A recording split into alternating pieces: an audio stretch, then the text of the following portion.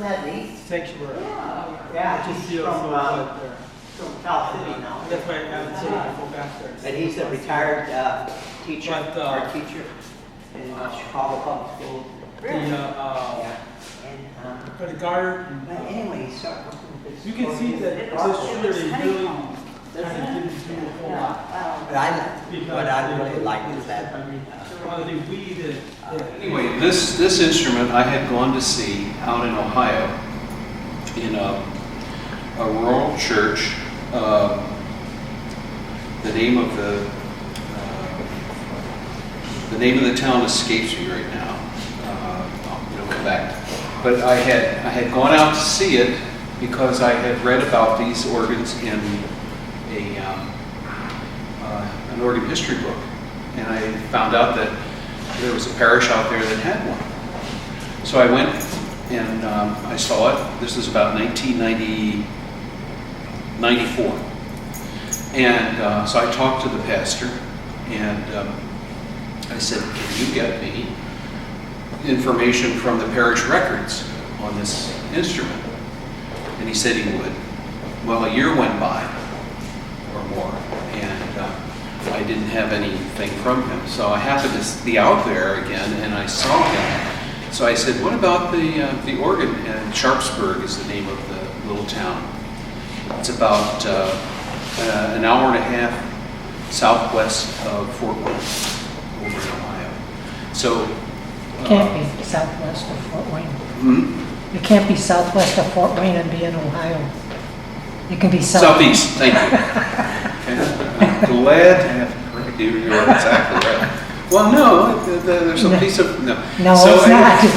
Straight line thank down. You. I'm glad somebody's paying attention. So anyway, thank you. He said, "Oh, we're throwing that organ out." And I said, Oh, no, you're not. And I said, what are you going to do with it? Well, we're just tossing it. And I said, really? And I heard myself saying, if you're getting rid of it, I'll take it. I had no place for it, nothing. I had, I was on staff here, but I hadn't made any arrangements with anybody. But the action is tubular pneumatic. It's all air. The only thing that's electric is the blower, and originally it was hand pumped. And there's slots on either side where you can put the handle on either side. So this action was made late 1800s, early 1900s, before electricity became readily available. So it's tubular pneumatic. There are lead tubes that come from each key up into the wind chest that the compressed air is in and the pipes are on. So when you press a key, it exhausts the air, and there's a pouch that goes down and lets the air into the pipe. So they're problematic to maintain. They get where the lead tubing comes into the wood, they get leaks and so forth.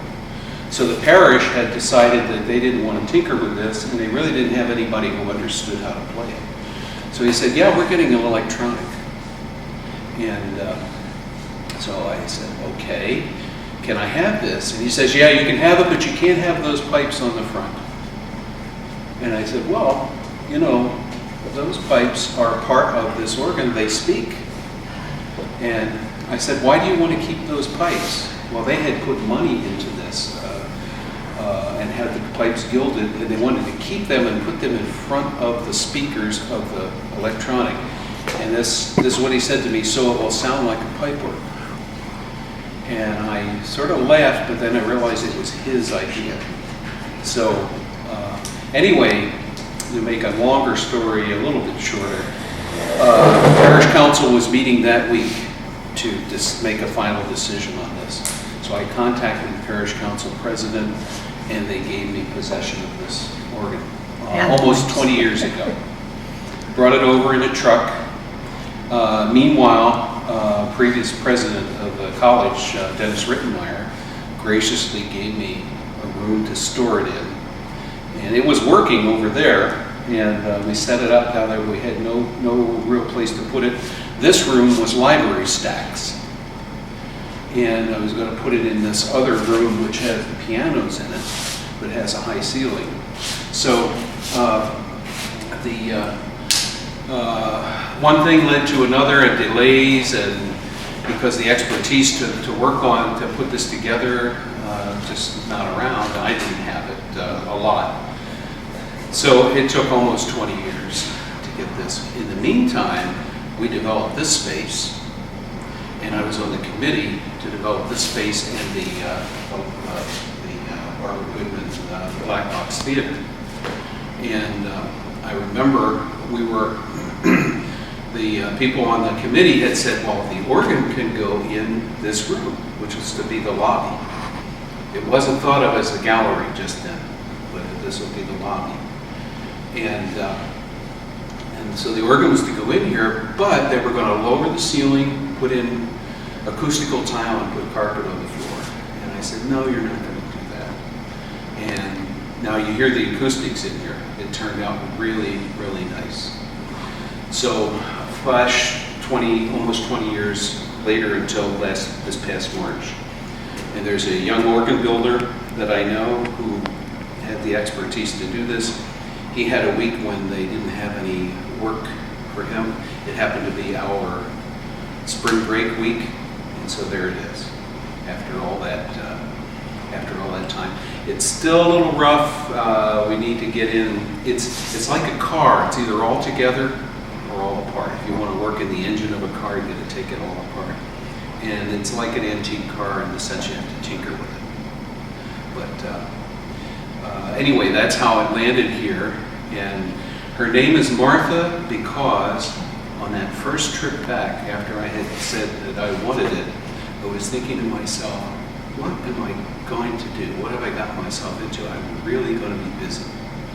And I thought, the gospel story, Martha, Martha, busy about many things. And I said, oh, her name is Martha. Even though I was busy, Martha didn't care one way or the other. She just, so she has become, just in these few short months, a centerpiece.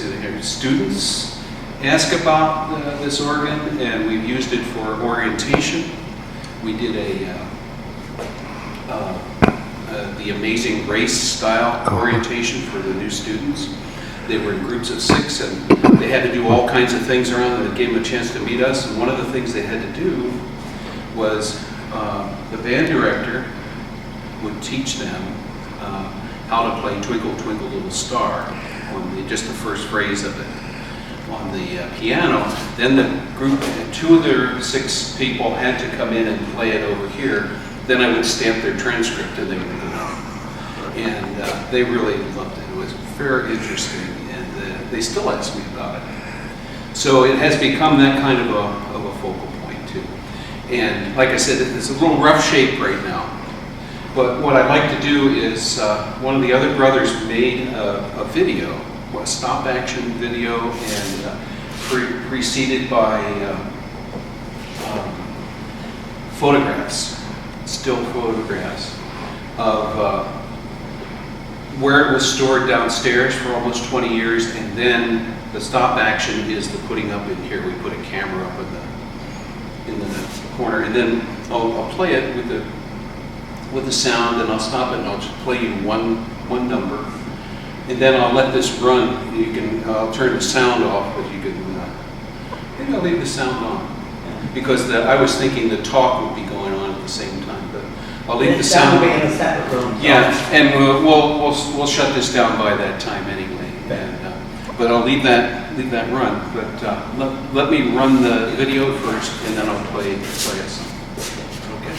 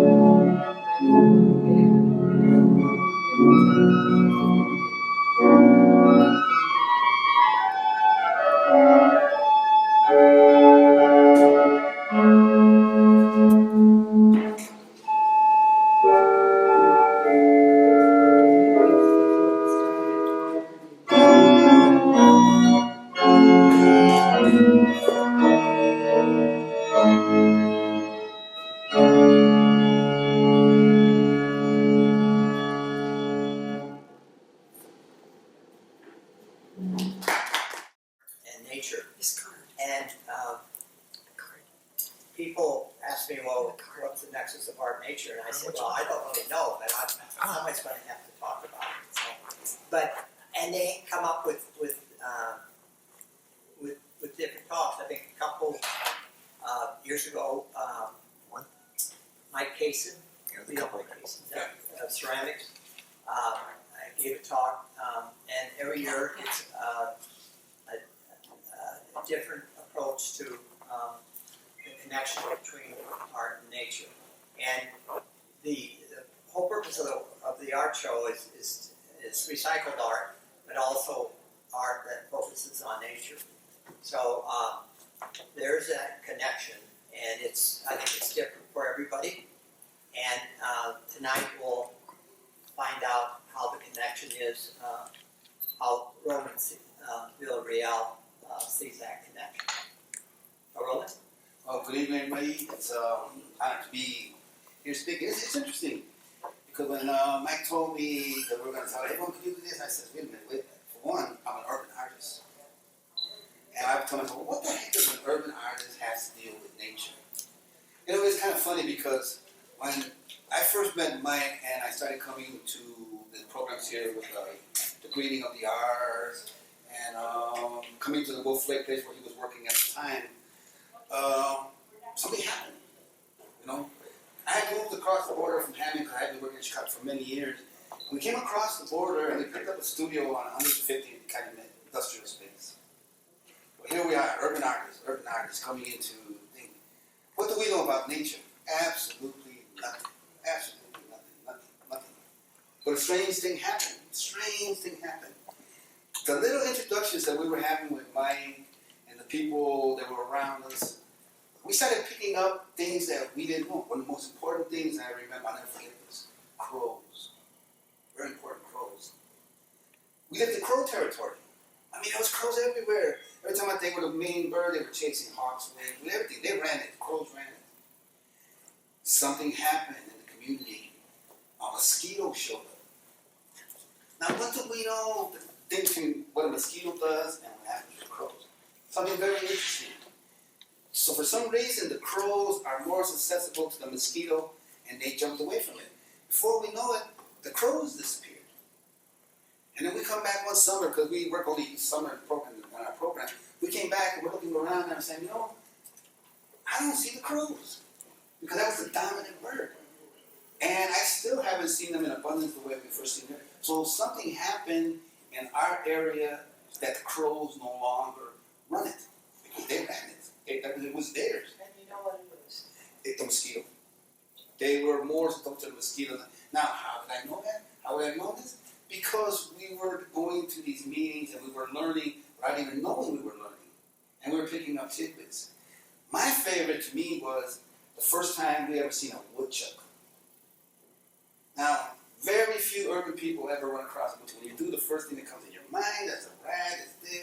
And we're all trying to figure out what the heck that thing was. Ground squirrel, woodchuck, all kinds of names. Well, we landed on calling, what did we land on calling? We landed on giving them a real funny name in the community because we used to call them chubbies or something like that. So they were running around everywhere. We never bothered them. We never went around trying to scare them. We never went near them. But we seen nature in a very odd way that ordinarily as artists we wouldn't see.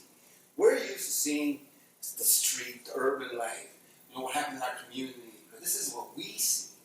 But you take us out of our community and put us in what was industrial, and this is polluted property. Because I remember the river, the little creek that ran there, I even had a sign, polluted.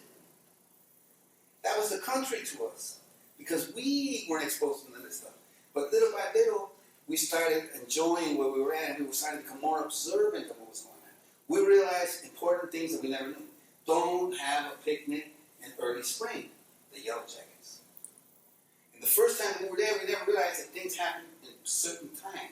The yellow jackets appear at a certain time in all the season. Don't have a picnic during the time with the cottonwood, because it's going to blow that stuff all over you. Now, if somebody would ask me before I knew all this, I don't know. But now I know, don't have a picnic when the cottonwood is going down because it's going to spoil it. Be careful with the jackets at a certain time of the month because they're out there. So we learn these things. Another funny one we learned, our neighbors, the raccoons. What do we know about raccoons? What I didn't know about raccoons is they're edible. I never in my whole mind I said, you get out of here. Because they gave us a catch. Oh, here, well, you guys can catch raccoons. So next thing you know, here we are in the studio. Okay, now what are you going to do with the raccoon? Now you caught it. Now what are you going to do? I have no solution to this. I'm thinking, okay, let's see what we can do here. No, none of us are killers. Well, none of us were even thinking of that. That was the last thing we thought of. Well, how about if we... No, that wouldn't work either. You know? So we're thinking of all of these ideas what to do with it.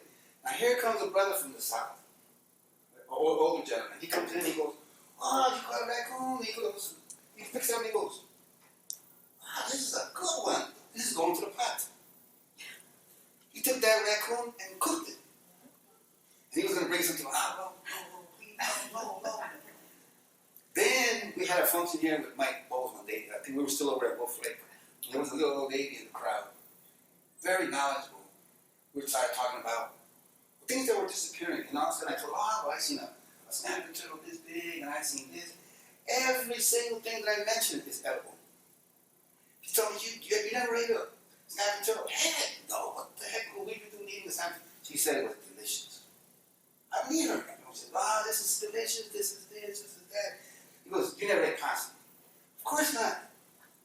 Raccoon? Even no, of course not. I didn't even know you could eat a woodchuck. I just thought the rabbit was the top of the thing, but no, man, there's so many things that are edible out there that we have no idea in situations like this what we can eat, what we can't not. So then we started thinking a little bit differently. We realized that it's so important in life. If there was ever a situation where something would happen to the world, we wouldn't survive as urban people, because when you plant corn, what do corn seeds look like? You know, when you pick an apple, what does poison ivy look like? What does poison, all these things we learn by, poison ivy we learn by the hard way. Don't touch these things. They don't play around. They're for real. So we learn about poison ivy. So there's so many things that as an urban artist, we miss. But there's some of the most important things that we should not miss. These are some of the things that we should all know how to do. Something simple. How to start a fire, how to go to the bathroom in the woods without making a mess. I mean, there's so many things that we have lost in urban society that are very, very important. But the people who know these secrets are our elders. Our elders are getting older, their time is coming, but yet we're not picking up the word that we have to pick up the information from them before it's too late. And that's survival. That's survival. That's basic survival about things that we don't know about. Now, as an artist, I enjoy that space. To me, that urban industrial space became the country to us. And we started sharing it with our friends. We created a drum circle over there. And in other words, we incorporated all these things into an industrial, polluted place that to us became the country. So it's interesting how the little exposures that we had to the Grinding of the R's, the Wolf Lake, speaking to groups like this when we all get together and we're talking, we pick up these odd little tidbits. They're very important. They're very important. It's like when we were talking about when Mike asked me, well, can you do this? And so I could try, but the only thing I can tell you is, I'm an urban artist. And as an urban artist, I'm sharing a little bit of experience of what I observed just watching the crows. Thank you.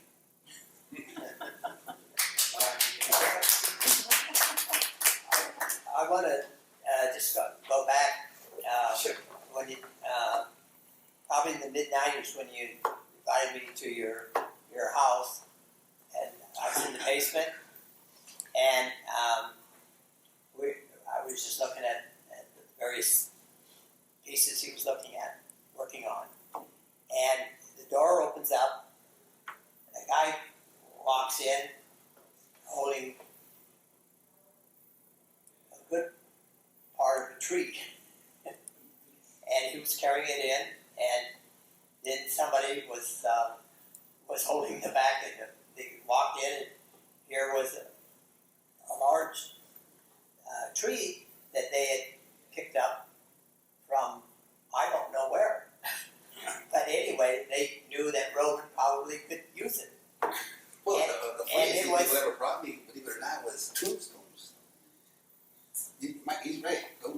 those are the people which you really from because they kind of carried out of it. I told this guy, I wrote something, hey, I need some limestone. I said, why get you some limestone? You brought me gravestones. I told him, get out of here, man. You're going to make sacrifice my house. I'm going to have to get my house blessed. Get out of here. But we have to be careful. Yeah, yeah. I know what Mike's talking about, the wooden pieces, because in Rome's early life of being the artist and finding himself, he's always found there. But his early works are like the cottonwood tree or trees that he found and all that. And so there's an very early piece that he did of our family. And that piece now is with our oldest daughter in Texas. So there are a lot of objects that people bring and say, can you work with this? Can you do this? It's really living through the years with him and seeing him change from beginning to what he sees. There was a time when he turned around and worked with limestone and went through a real heavy, his art speaks and changes through all the years. So there was a time when he was heavy into women power. So, it was a lot of women work and it was very beautiful, but then he changed again. So if I had to label him like that, it would have to be through his art. Well, the funny story that we ever shared together, I was doing some exhibits. March happens to be Women's Month, right? My birthday fell on Monday after March the 3rd.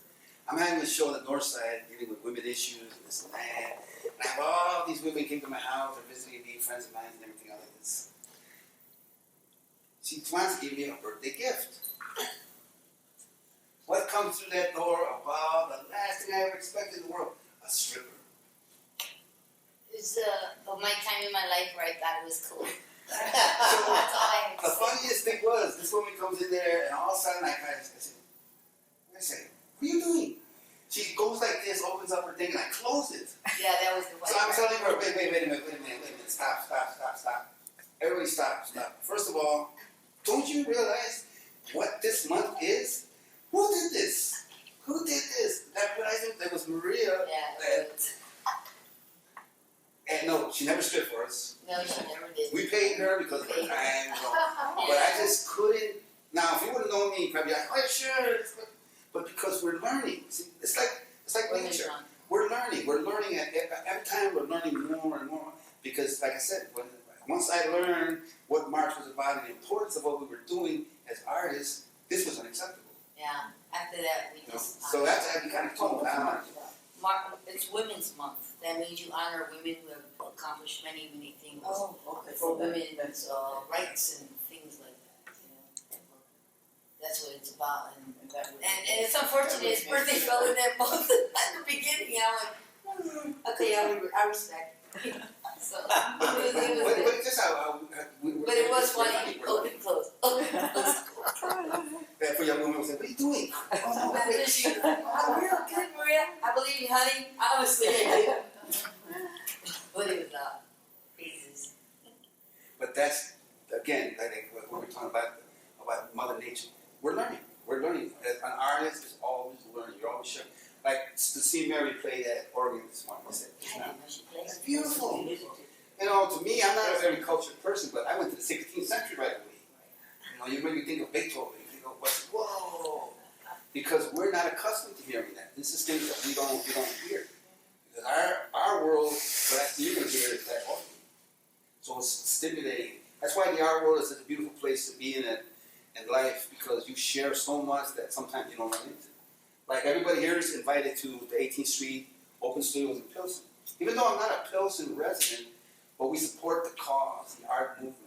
So we support the art movement wherever we possibly can. And that's one of the reasons that me and Mike became very good friends over the past, because I don't care what we do, we always continue with our message. We've done things in the dark. We had a place one time, we were doing the show one time, the lights cut off, we had a hot place full of people, so what did we do? No, we didn't stop it. We just lit the candles. And the show must go on. And the message went it was one of the most memorable shows because we did it in candlelight, and we talked, we shared story, and it was just beautiful. But the point is, it didn't stop us. And it was the day before Halloween, I think. And it's like, everything just went dark in Hammond. I said, whoa. Yeah, it was very. Yeah. But again, thank you everybody. It was fun. It's fun. Thank you. Yeah. Can I